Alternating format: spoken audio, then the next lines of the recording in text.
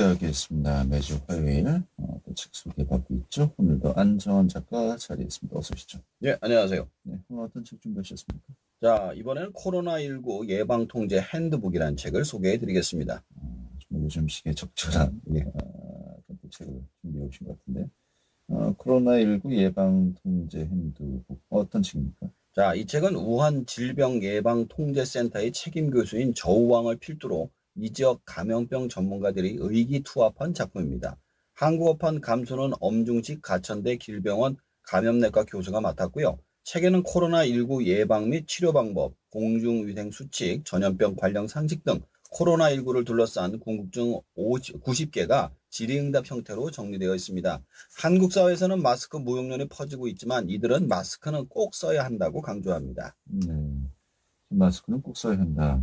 제일 좀 핵심적인 내용을 좀 이야기한 것 같은데 그 외에 또 어떤 내용들이 있습니까?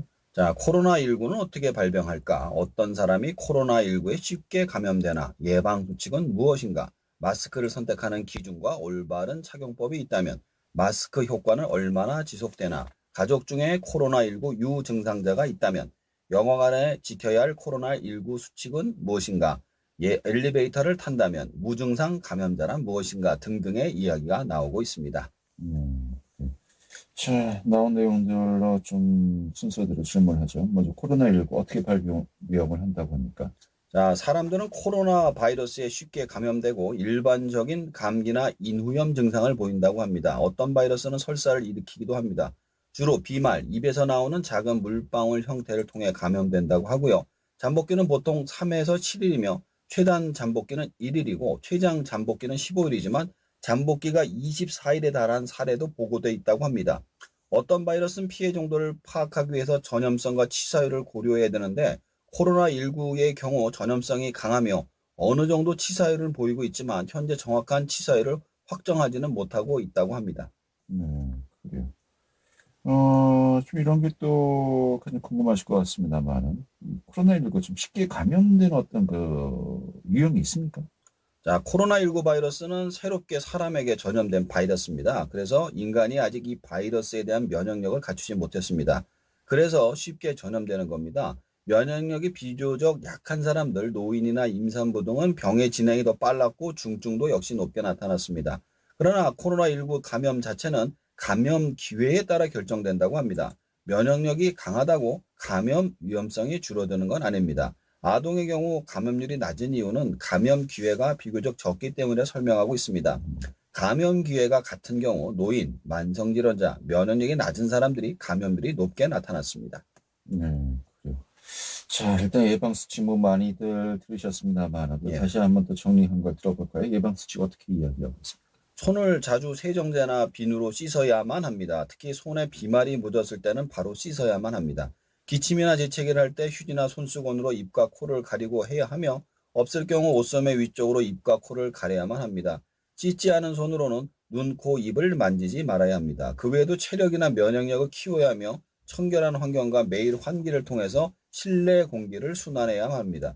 특히 중요한 것은 사람들이 밀집하는 장소를 피해야 하며 기침과 발열 등 증상이 나타나면 집에서 휴식을 취해야만 합니다. 요즘은 어느 정도 좀 안정된 것 같아요. 마스크도 얼마 전만 하더라도 정말 마스크 되나 생각했었는데. 예, 자, 그런데 과연 KF94인가요? 예, 맞아요. 그 정도를 꼭 해야만 되는가? 종류도 많습니다만. 어마어마하게 많습니다. 이 마스크를 선택하는 기준, 요즘 면 마스크도 많이 또 이야기하고 있고요. 이 착용법 어떻게 정리를 하고 있습니까? 자, 우선 마스크를 착용하면 바이러스를 차단함으로써 바이러스의 전염을 막아주는 매개체 역할을 함으로써 바이러스와의 직접적인 전염을 막아준다고 합니다. 일반적인 호흡기 바이러스 전염 방식엔 주로 근거리 비말 접촉과 에어로졸 전파가 있는데 에어로졸이란 일반적으로 우리가 접촉할 수 있는 감염자의 비말 핵을 말합니다. 마스크를 착용하면 비말을 효과적으로 막고 바이러스가 체내로 침투하는 걸 막을 수 있다고 합니다. 보호 기능이 우수한 순서로 나열하면 N95 마스크, 의료용 외과 마스크, 일반 마스크, 면 마스크 순이라고 합니다. 마스크 착용 전에 손을 깨끗이 씻어야 하며 벗을 때도 마찬가지라고 합니다. 여기서 중요한 점은 일반적인 의료용 외과 마스크 정도로도 대부분의 비말을 막을 수 있다는 점을 알아야 한다고 합니다. 네. 자, 그렇다면 이 마스크 좀 효과 좀 어느 정도 지속되는지 이 부분도 좀 많은 분들이 궁금해하시는 것 같아요. 어떻습니까? 네, 제일 좋다고 하는 N95 마스크만 놓고 보면 착용 시간에 대한 명확한 규정은 없습니다. 마스크 보호 효율과 착용 시간을 연구한 결과 2일간 착용해도 95% 이상 차단 효과를 유지한다고 합니다. 미국 질병통제예방센터는 N95 마스크의 공급이 충분치 않을 경우 눈에 띄게 더럽히지 않거나 손상되지 않는 한 계속 사용하는 것을 권고하고 있습니다. 네. 자, 또 정말 뭐 이런 경우는 우리가 모두 없길 바랍니다만 만약에 가족 중에 좀 유증상자가 있다. 네. 어떻게 해야 됩니까? 자, 유증상자를 가족 구성으로부터 격리하고 최소 2m를 유지해야 합니다. 환자를 돌볼 때는 마스크로 입과 코를 가리고 사용한 마스크는 버려야 합니다. 환자가 머무는 공간을 수시로 환기하는 것이 중요하다고 합니다. 식사도 따로 해야 되지만 화장실과 수건도 따로 사용을 해야만 한다고 합니다. 그래요. 뭐 요즘 또 영화관 좀 많이도 안 가셨을 것 같아요. 예. 사람이 많은 공공장소 또 이제 가야만 되는 또 경우도 있지 않겠습니까? 지금 이런 곳에서 지켜야 될 예방 수칙도 강조한 게 있겠죠. 예, 있습니다. 우선 영화관 등 사람이 많은 공공장소는 최대한 자제하는 것 자체가 좋습니다. 불가피하게 방문해야 한다면 마스크를 꼭 착용하고 기침이나 재채기를 할 땐 휴지 등으로 입과 코를 완전히 막아야만 합니다. 사용한 휴지 등은 별도로 준비한 비닐봉지에 넣어 밀폐한 뒤 버려야 한다고 합니다. 예. 이 엘리베이터 같은 곳을 탔을 때 어떻게 해야 될까요? 자, 일단은 엘리베이터 타지 말라고 하네요. 책에서 걸어 다니라고 하고요. 혹시라도 동승자가 재채기를 하면 반드시 옷으로 코와 입을 막는 게 좋다고 합니다. 이후 즉시 옷을 갈아입고 얼굴과 손을 씻어야 한다고 합니다. 재채기를 했을 때. 그렇죠. 재채기를 했을 때. 자, 그리고 좀 이 코로나19의 무서운 점이 이 무증상 감염자.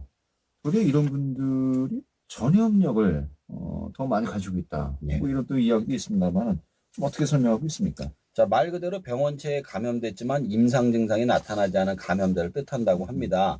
유증상 감염자와 마찬가지로 전염력이 있으니 알려져 있으나 유행에 미치는 영향은 미미하다고 얘기를 합니다. 근데 이 책에 나온 얘기는 아닌데 오늘 아침에 나온 뉴스에 보니까 무증상 감염자 같은 건 냄새를 못 맡는 네. 일이 있다고 그러더라고요. 예, 맛도 못 느끼고. 맛도 못 느끼고 그래서 이게 초기 단계가 아니냐라는 얘기도 나오고 있습니다.